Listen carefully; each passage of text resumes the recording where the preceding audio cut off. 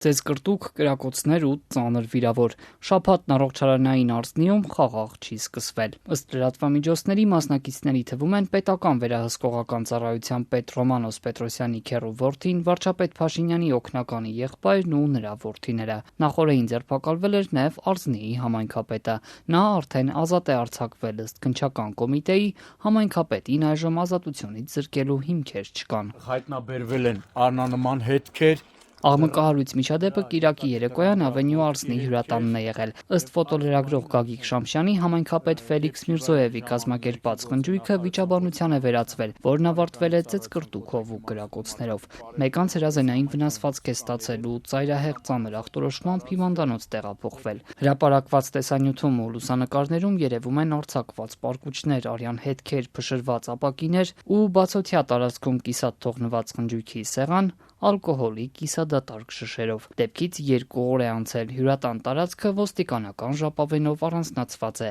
տեղում դեռ իրավապահներն են հսկողություն իրականացնում։ Դարպասներից ներս անցնելու հնարավորություն ազատությունը չունեցավ։ Շինությունն Արսնիի բնակելի թաղամասերից մի փոքր կտրված է։ Արսնիի բնակիչները տեսախցիկների առջև երևալուց խուսափում էին ու պնդում, իրենք ոչ տեսել են, ոչ էլ լսել։ Որն էր ծեծկրտուքի պատճառը։ Տեսախցիկի հետևում արսնեցիներից լսած միակ պարզաբանումը շատ կարճ էր. խմիչքը։ Քննչական կոմիտեից ազատությանը հայտնում են 10 մարդ ձերբակալվել է, նրանց թիվը դեռ կարող է փոխվել։ Մի քանի հոդվածներով վարույթ է նախաձեռնվել սպանության փորձի, խուլիգանության, հրազենի ապօրինի շրջանառության հատկանիշներով։ Ըստ լրատվամիջոցների ձերբակալվել է նաև պետական վերահսկողական ծառայության պետ Ռոմանոս Պետրոսյանի քեռու որդին, Արսնիի ավագան ու քաղաքացիական պայմանագիր խմբակցության անդամ Դավիթ Վանյանը։ Մեկնաբանության համար կապվեցինք ՊՎԾ պետի հետ։ Ռոմանոս Պետրոսյանը չհերքելով տեղեկությունն ասաց, ազգականի մասնակցությամբ միջադեպի մասին ինքն էլ է մամուլից իմացել։ Ես այս պայն տեղյակ չեմ, մենք հանդիսանում Արզնի համայնքի ավագանու անդամ, իրենց համայնքի տարածքում միջադեպը տեղի ունեցել, այդքանով են մենք տիրապետում։